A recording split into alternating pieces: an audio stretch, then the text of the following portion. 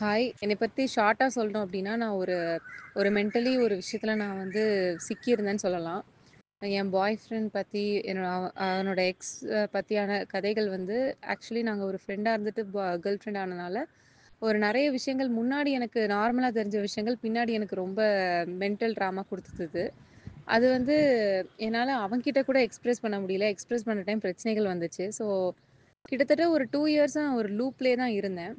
திருப்பி திருப்பி அ ஒ ஒண்ணும் இல்ல அப்டின்னு இருப்பேன். அப்புறம் ஒரு 2 மந்த்ஸ் பிரச்சனை மைண்டுக்குள்ள ஓடிக்கிட்டே இருக்கும். சும்மாவே இருக்க முடியாது. நைட்டு தூங்க முடியாது. ஸோ இப்டி இருந்துட்டே இருந்தேன். நான் சந்தோஷமா தான் இருப்பேன். பட் எனக்குள்ள இந்த வலி எப்பவுமே இருந்துட்டே இருக்கும்.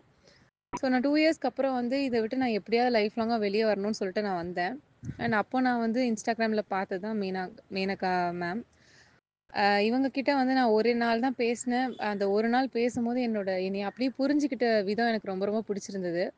கொஞ்சம் ரொம்ப ஸ்ட்ரெஸ் ரிலீஃபா இருந்துச்சு. அந்த ஒரு டே வந்து நான் மறக்கவே மாட்டேன். அவ்ளோ ரிலீஃபா இருந்துச்சு. அதுக்கப்புறம் வந்து அவங்க இந்த மாரி சொல்லம்போது, அதுக்கான ப்ரோகிராம்லாம் பத்தி பேசும்போது 30 டேஸ்க்குள்ளது அப்படின்னு சொல்லும்போது, ஃபர்ஸ்ட்டு யோசிச்சேன். அப்புறம் வந்து எனக்கு கண்டிப்பா இத எடுத்தேன்னா என் லைஃப்ப சேஞ்ச் பண்ணுங்கிற ஒரு நம்பிக்கை எனக்கு அவங்க பேசினதிலயே எனக்கு தெரிஞ்சது.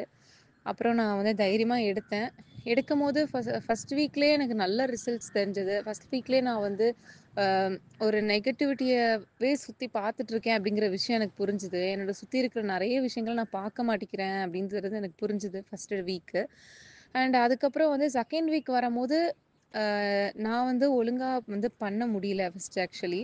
நான் அப்ப கூட வந்து இந்த அளவுக்கு ஷார்ப்பா அவங்க நோட்டீஸ் பண்ணி வந்து என்னைய வந்து ஸ்ட்ரெஸ் பண்ணி என்னைய நெக்ஸ்ட் நெக்ஸ்ட் பண்ணும்போது, அ பண்ணணும், இப்படி பண்ணணும், அப்படி பண்ணணும்னு சொல்லி ஸ்ட்ரெஸ் பண்ணி வந்து இன்னொரு வீக் எடுத்துக்கோ, பரவால்ல இந்த மாரி அளவுக்கு சொல்லுவாங்கன்னு நான் எக்ஸ்பெக்ட் பண்ணவே இல்ல. பட் அவங்களுக்கு நான் பேசுறதிலயே கண்டுபிடிச்ச விஷயம் வந்து எனக்கு ரொம்ப சர்ப்ரைசிங்கா இருந்துச்சு. அப்புறம் அவங்க சொன்ன மாரி என்ன அவங்க வந்து ஜஸ்ட் ஒரு 2 மினிட்ஸ் கால்லயே அவங்க நான் என்ன மிஸ்டேக்ஸ் இந்த போன வாரம் ஃபுல்லா பண்ணியிருக்கேங்கிறதே கண்டுபிடிச்சுருவாங்க.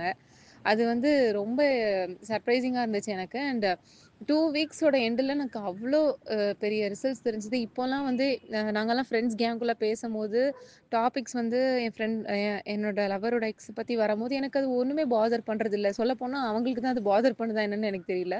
பட் எனக்கு அது சுத்தமா பாதர் பண்ணல. நான் அத ஒரு பெரிய விஷயமாவே நான் எடுத்துக்கிறதில்ல. ஸோ அது ரொம்ப ரொம்ப ரொம்ப ர ஃப் அ டீடாக்ஸ் பண்ண மாரி இருக்கு. என் மைண்ட டீடாக்ஸ் பண்ண ஃபீல் எனக்கு தெரியுது.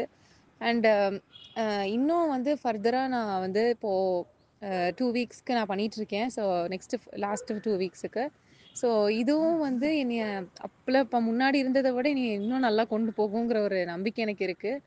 அண்ட் தேங்க்ஸ் வந்து ஃபுல்லாவே மேம்க்கு தான் சொல்லணும். சீரியஸ்லி வந்து அ அவங்க அப்படி வார்ம் ஹக் குடுத்த மாரி இருந்துச்சு இந்த விஷயத்த பொறுத்தளவுல. Thank you so much for your love and everything ma'am.